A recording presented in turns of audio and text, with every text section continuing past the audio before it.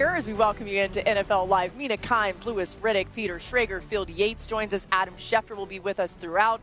We've got a lot to get to, you guys. We'll, of course, update you on everything happening behind us. Anybody does anything similar to what Sonny Styles did yesterday, you're going to find out about it, although I'm not sure that's happening. It was absolutely incredible. All right, we're going to start with Adam Schefter and some news on George Pickens. Adam, what is the latest there? Laura, the Dallas Cowboys officially have used their franchise tag on George Pickens to the tune of over $27 million.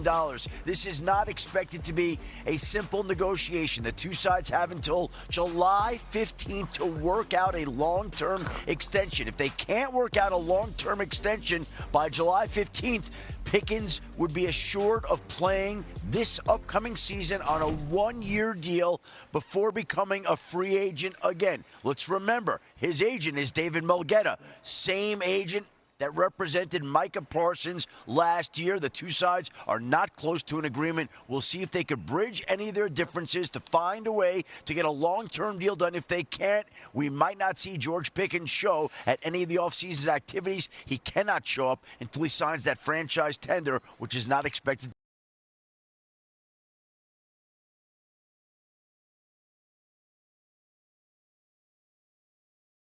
to be anytime soon. Feels like all too familiar with the Cowboys. A lot more news from Adam coming throughout the show. Lewis, where do you see these negotiations going from here?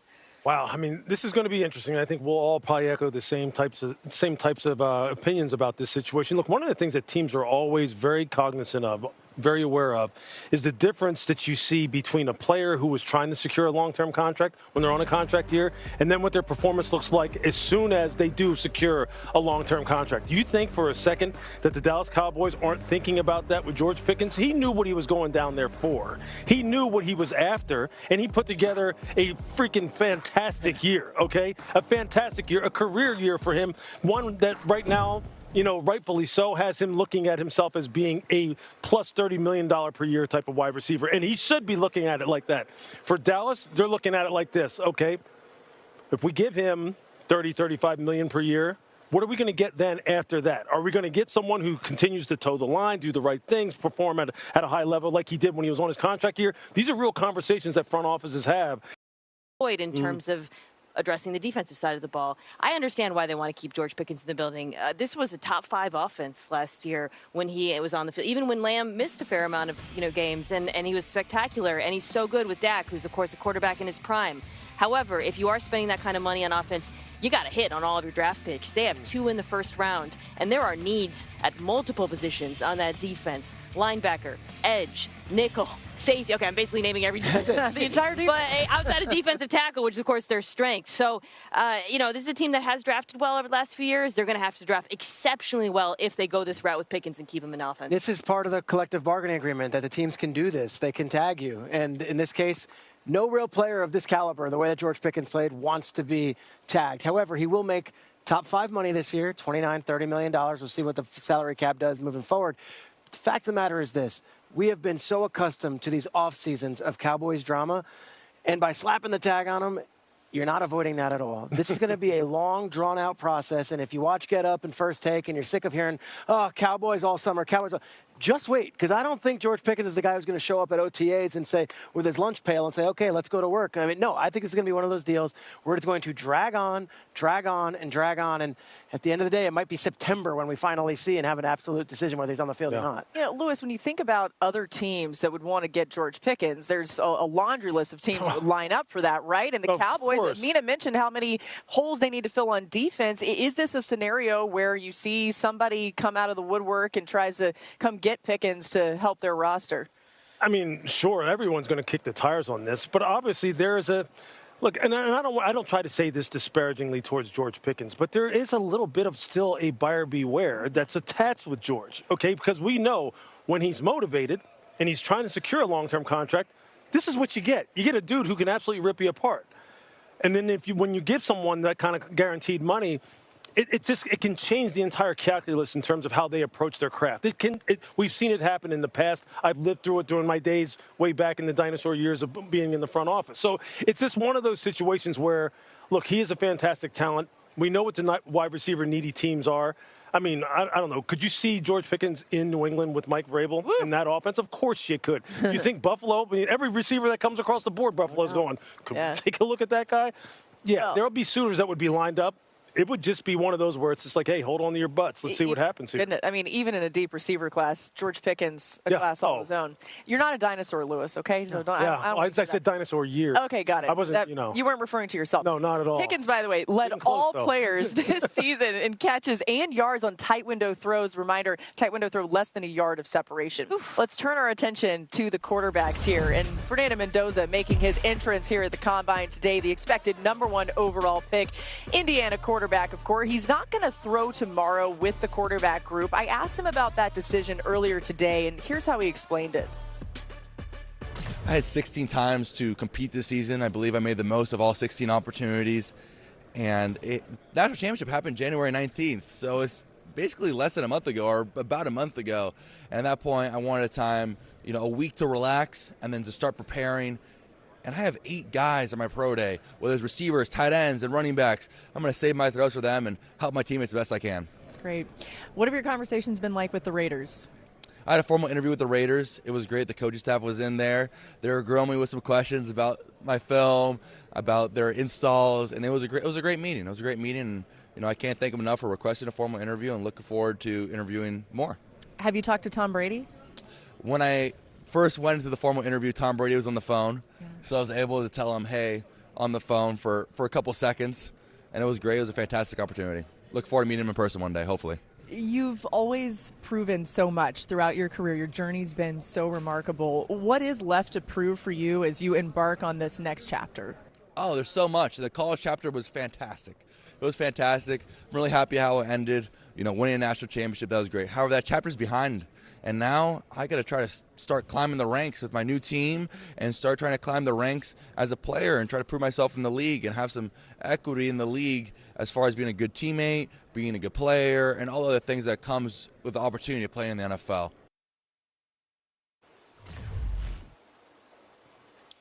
Just such a fun. We got Eric back here, by the way. I had an audio issue. No worries. He's the GOAT.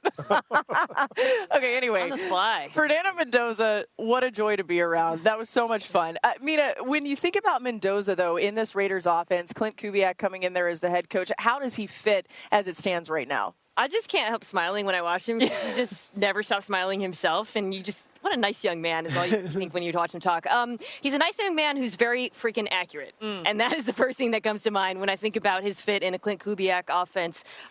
When he throws outs, back shoulders, he might as well be handing it off. And so that's something, obviously, that's very prized for that particular scheme.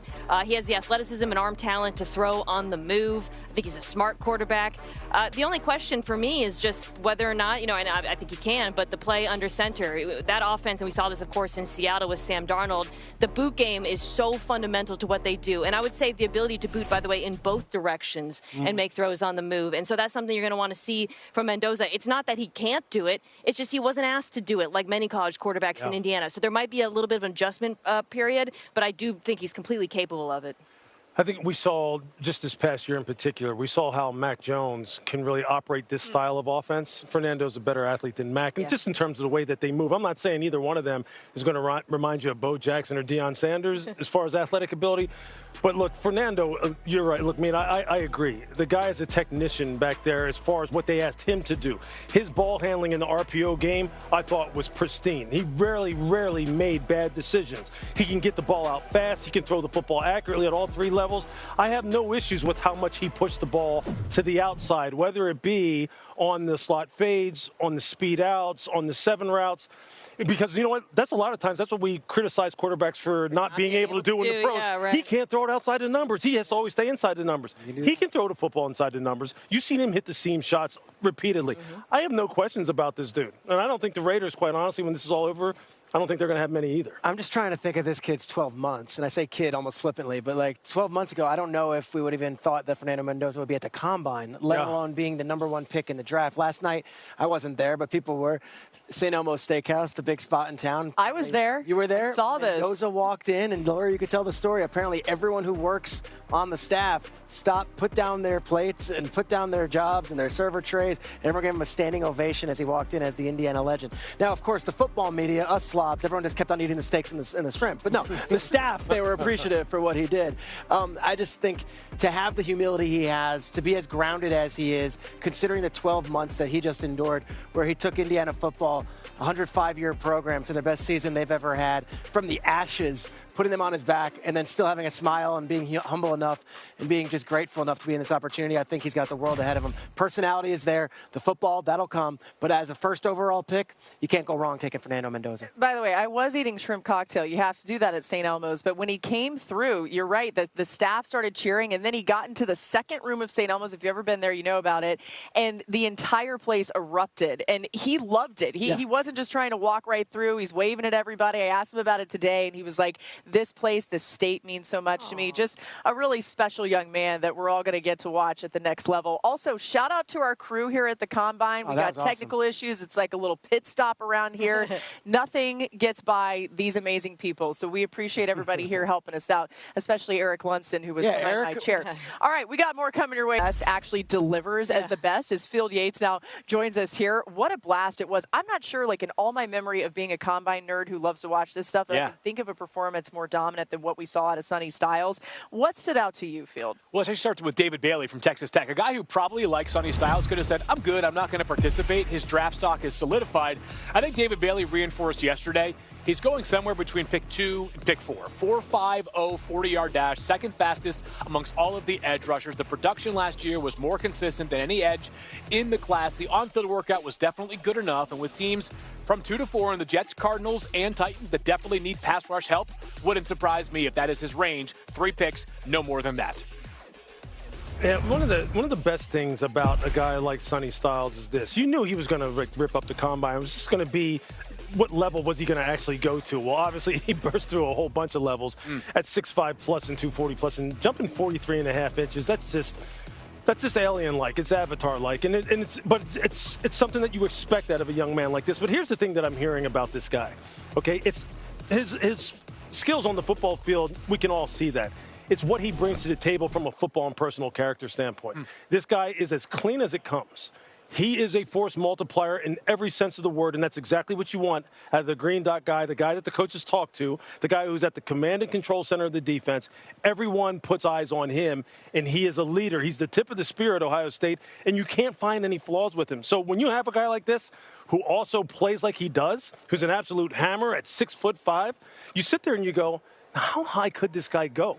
And as a general manager, you're just sitting there thinking, how can I get in a position to get some of that? Just to get him on my football team. Because there are no chinks in the armor. There's none. It was so interesting, too. He was interviewing with Stacey Dales after this incredible performance, and it was just like he expected that all this was going to happen. He was almost just very average talking about it, even though he was busting through all these records. By the way, that vertical, the highest by a linebacker in 20 years at the Combine. Let's talk about Notre Dame's Jeremiah Love as we dive into the running back scenarios in this draft. He's going to work out tomorrow, expected to be a show. Mel Kiper's latest mock has him landing in Kansas City with the 9th pick. He spoke to the media this morning. I asked him what current running back he compares to. I would say my best comparison would be Alvin Kamara. I would say him. He's the most complete back that I've seen. Can do a little bit of everything. Can make plays when you need him to. So definitely him. What's the most underrated part of your game? I would say my blocking. A lot of people say I'm an average blocker or maybe a little bit above average, but I ain't never been beaten in a rush. I didn't put everybody on their butt or and push them back. I ain't never had to let up a sack, so definitely blocking. Jeremiah, you mentioned that you met with the Chiefs. What would it be like to play in that offense with Patrick Mahomes? It would mean everything to be paired with a great quarterback like him. I feel like he's one of the best quarterbacks to come through the game. He still got a lot to prove, but, hey, it's Patrick Mahomes. I love to play with him. I mean, listen, there's also some familiarity. That area of the country he's very familiar with. And, Lewis, you heard him talking about playing with Mahomes. Our Jordan Renan, who is our Giants reporter, reporting that the Giants are interested in him at number 5, among other running backs. How high do you see this guy going? I could definitely see him going there. Look, see, the difference that Jeremiah brings is this. I know we typically attach the stigma to running backs saying, like, if they're going to be drafted in the first round, let alone in the top 10, they've got to be like special. Well, he is that. And the reason why is because the kind of plays like you're seeing right now, the plus 20-yard, plus 15-yard explosives. And he can do it not just in the run game, but he can do it in the pass game as well. I'll tell you what, talking about comparisons, I had a running back coach who I've known for a long time, who I played with at one time. I was talking to him in the hotel lobby the other day, and he goes, Lewis, you know who he reminds me of? I'm not saying he's this guy, but the ease with which he runs the football reminds me of Eric Dickerson. Wow. It's just the way he flows through the line of scrimmage. He goes, now look, this kid is a better pass receiver than what Eric was. But Eric Dickerson now, Woo. you're talking football royalty. Yeah. But he said he makes it look that easy to me. And he was like, don't say that I told you that. I'm not going to say any names. Said it, but just I'm not going to say any names, it's all but good. that's lofty praise. Yeah, sure is. And there are many superpowers for Jeremiah Love. I think the two that most consistently show up on tape and I think make him the best running back in this class by miles. First of all, the passing game superpower that you just referenced, Lewis, is that if you put an 8 in front of Jeremiah Love's 4 on his uniform, or at least in the olden days when wide receivers actually wore numbers in the 80s, he could play slot wide receiver for you right now. And then the explosive plays. Go check a stat from this past year. He basically led all FBS running backs in the major explosive play categories. He had back-to-back seasons with a 90-plus yard run. Very instinctive in the passing game. I don't think the hard part about Jeremiah Love in this year's draft class is the evaluation. Yeah. He's clearly the best running back, one of the best players. It just comes down to a much more important philosophical question that I think dictates whether he goes as high as number 3 overall or maybe slides to the Chiefs at number 9. All right, I'll get to that question. When you're thinking about taking the running back in the top 10 or the top half of the first round, is he a special player? Yes, we all agree. Yeah. He's a complete player, too, so you're not even just talking about running between the tackles. You're talking about the pass catching, the blocking, all of that. Great. Is he in a position to succeed? When we talk about the difference between, say, an Ashton Genty last year or Jahmyr Gibbs, who had so much success early on in Detroit, some of that is due to the difference between the players, but a lot of it is Detroit had an awesome offensive line. The Raiders had one of the worst run-blocking offensive lines in the entire league. So if you're a team considering them, I think first you have to ask, is our offensive line in position to take a running back? Kansas City, I would say, is. And then the other thing you have to consider, of course, is the opportunity cost. Do we have another need at a high-value position like edge, receiver, and does that need align with a player available there who we have enough conviction in compared to Love? I think, for example, if you're the Chiefs and the top three edge rushers are there, it would be very hard for me to pass on them. But if they're gone, and you're comparing Jeremiah Love to the next tier, then you feel better about taking the running back. Over the next couple of weeks, once free agency begins, teams like the Commanders and the Saints and others ahead of the Chiefs are going to have an opportunity to fill notable holes on their roster. And if they do, I might have a different feeling on them. As of this moment, based off what we know right now, the only team in the top 10 that I would feel comfortable taking Jeremiah Love, independent of who else is available, is Kansas City. Because when Patrick Mahomes is your quarterback, you're a contender every single year. That's the rule. So if it's not the Chiefs, based off what we know right now with the rosters, for me it'd be an awfully hard card to put on the table and push in, even acknowledging that right now the number 3 player on my overall big board is Jeremiah Love. I think it's important for us to have a reminder of what took place last year with the Raiders and all the sentiments we had about this team making a big leap under Pete Carroll. You have to eat your vegetables sometimes on that 53-man roster building process. It's interesting. I mean, Field, you mentioned the explosive runs that Jeremiah Love is capable of, and he's kind of known for in a lot of ways. The Chiefs only had 3 20-yard rushes last season, the fewest in the NFL. So this guy would be an instant impact maker on that offense if it ends up happening. You also wonder if, like, the rest of the NFL is like, can we somehow prevent this guy from going to the Chiefs? Could that happen? I don't know. All right, we got more coming your way here. Back here on NFL Live, there's Ohio State receiver Carnell Tate arriving here in Indy today, the latest in a pipeline of great wideouts that have gone from Columbus to the NFL. I talked to him this morning and asked if he's getting any advice from any of his fellow Buckeye wide receivers. I talked to Emeka. Emeka, the guy I talked to the most from the next level. He was a receiver, and then I would like to be like him, as successful as him. He went to Tampa and made an immediate impact. What kind of advice has he given you? He just said, be yourself. This is all you ever wanted. You've prepared for this. Coach Harper and Ohio State have prepared you for the moment. So go in there and be yourself.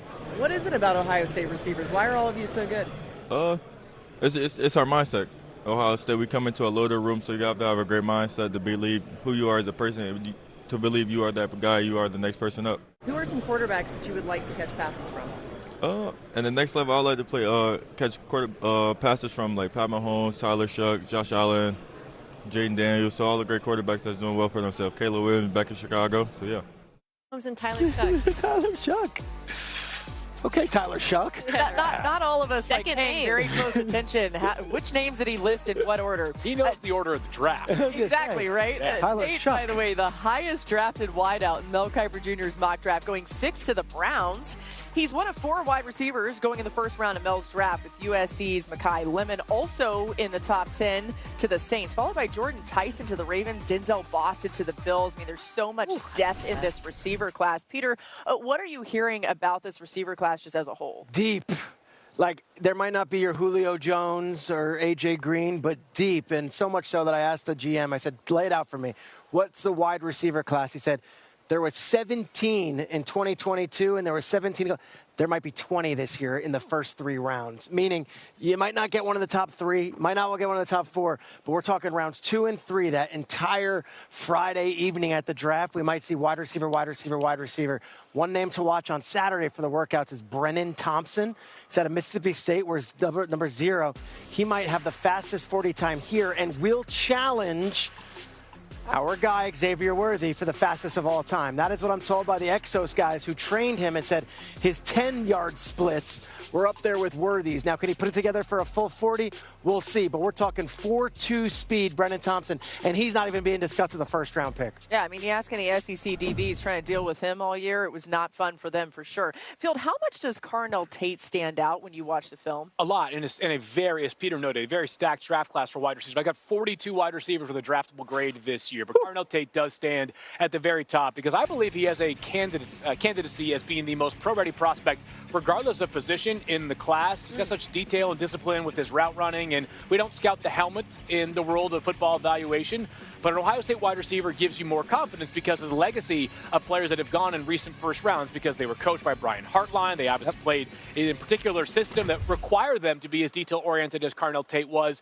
He had just 1 drop this past season as well. He has this unique ability to not strain at all. He just seems very much under control with everything that he does. Averaged over 17 yards per catch last season as well, and I do admire the humility of the player. He was never the guy at Ohio State, and it never really seemed to be an issue for Carnell Tate, who, like the rest of these Ohio State wide receivers, arrived to campus as this major splash recruit to land. Yeah, Carnell Tate's my number 1 receiver in the draft. He has that skill set that every NFL team wants, which is big playability at his size, too. And the thing that strikes me watching him on tape, on TV, you see some of those big plays and you wonder why he's so open. Then on tape, you see the way he sets up defensive backs with his head fakes, his footwork. He is a very polished route runner, particularly on those downfield routes that I found really impressive. Some of those throws, too, were underthrown, thrown behind him. I thought he did a phenomenal job tracking the ball deep.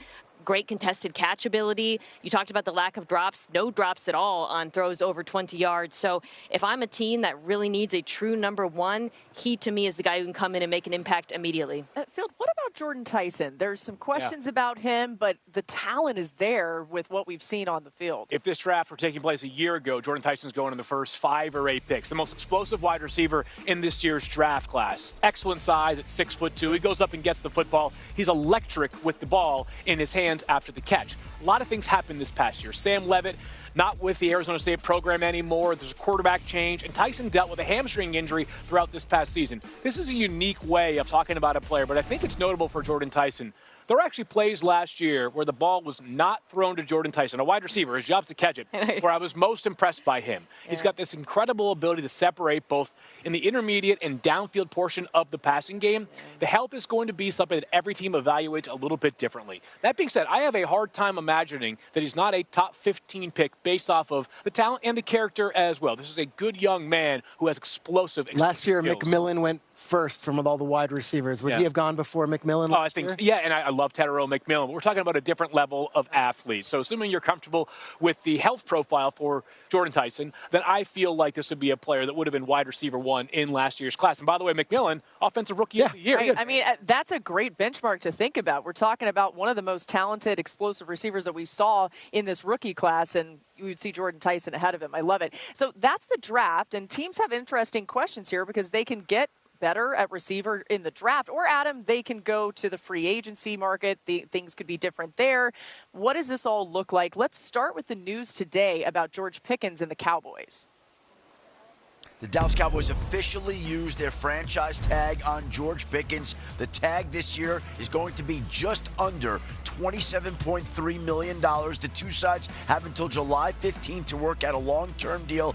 Until George Pickens signs that franchise tender or reaches a new deal, he cannot show up to the Dallas Cowboys, and there are people who believe that he will not be around for the offseason minicamp program. Meanwhile, one of the hottest free agent wide receivers out there is expected to be Alec Pierce, who's set to become a free agent next month. Now, keep in mind, the Colts want to keep Daniel Jones. They also have Alec Pierce becoming a free agent. If they could find a way to get a deal done with Alec Pierce, then they could potentially tag Pierce. But if they can't get a deal done with Jones, that would allow Pierce to get to the free agent market, a place that Mike Evans will be. He is becoming a free agent. He's talked to Tampa at these combine meetings here. He's spoken to all the other teams. He's allowed to become a free agent. He's allowed to leave. There are a lot of teams around the league that could use a wide receiver like Mike Evans, who's been a free agent before. The question is he willing to walk away from the franchise where he spent his whole career, where he's got meaningful ties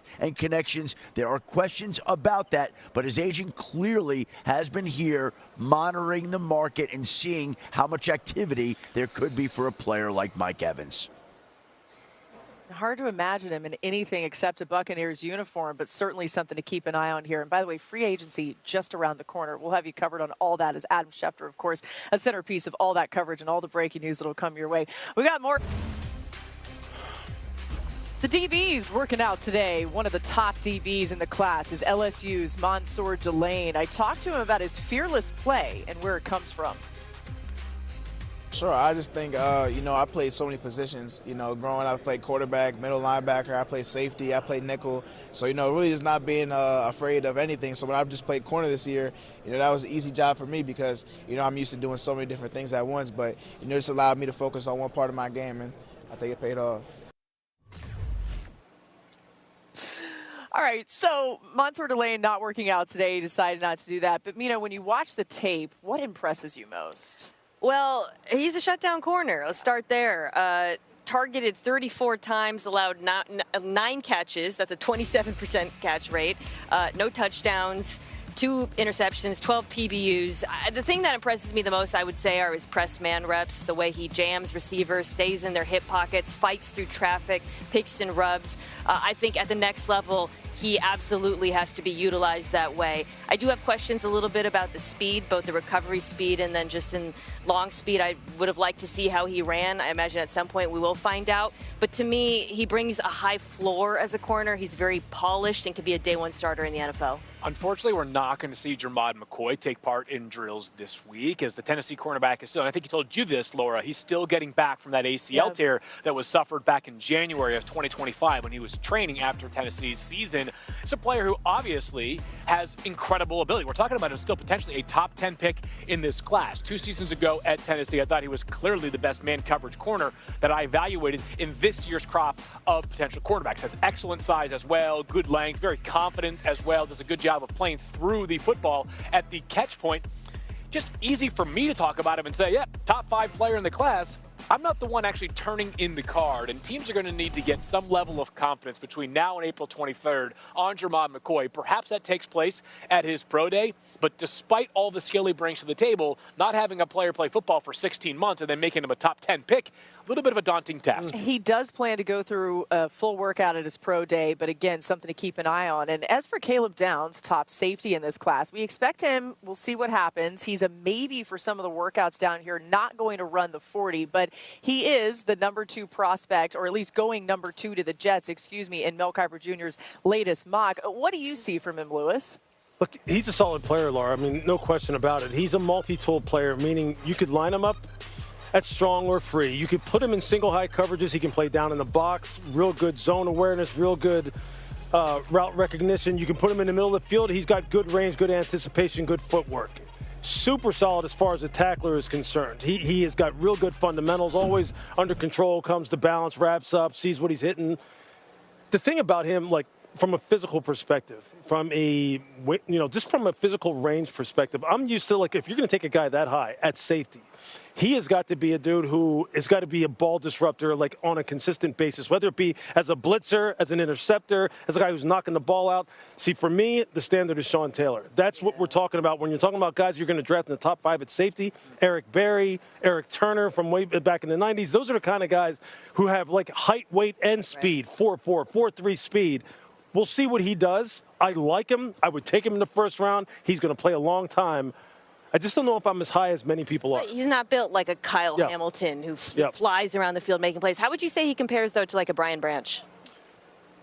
Similar. I don't know, of like what his skills are from a man coverage perspective as far as Branch is. Like, Branch is used to playing the star. Right. Branch is used to going down there and having real good route recognition skills and then the feet to be able to match patterns on the first and second level. And then he's a heck of a blitzer, heck of a tackler. Brian Branch is like the prototype star. I just don't know if that's Caleb's ideal position. He can just do so many different things, is what makes him so good.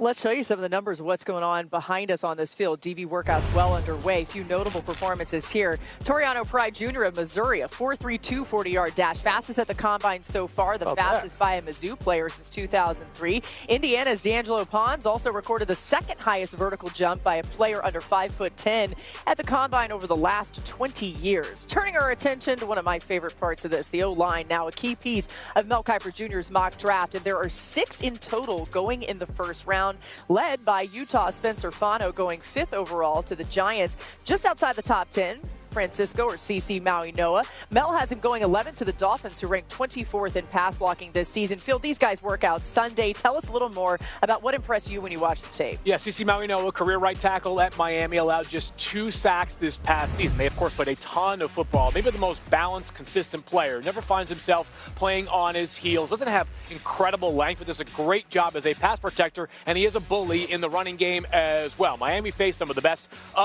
in the playoffs, and very rarely was number 61 the problem for that offensive line. There's going to have potentially 4 guys taken over the 3 days of the upcoming NFL draft. So Maui Noah has a chance, I think, to be the first offensive tackle, first offensive lineman taken, but maybe the best competition to challenge him for that spot is Spencer Fano from Utah, one of 2 excellent offensive tackles from the Utes. He was formerly a left tackle, kicked over to right side for the past 2 years. A superlative athlete, an excellent player in space. If you play in a zone running scheme, you're going to find Spencer Fano very attractive. On the more slender side for an offensive tackle, still a little over 300 pounds. You got to remind yourself these guys are built different, but a guy who has very good ability to get out in space, take on these second and third level defenders. I think both of these guys have a chance to be taken in the first 15 picks. Field, you've been high on Monroe Freeling. I think that's going to be a good call for you, okay? We'll see what happens. He's going to have a good weekend this weekend because he can really move, and he is gigantic. Yeah, keep an eye on him. The guy out of Georgia, a lot of development potentially there, but could be a great pick for somebody. We've got more coming your way still here.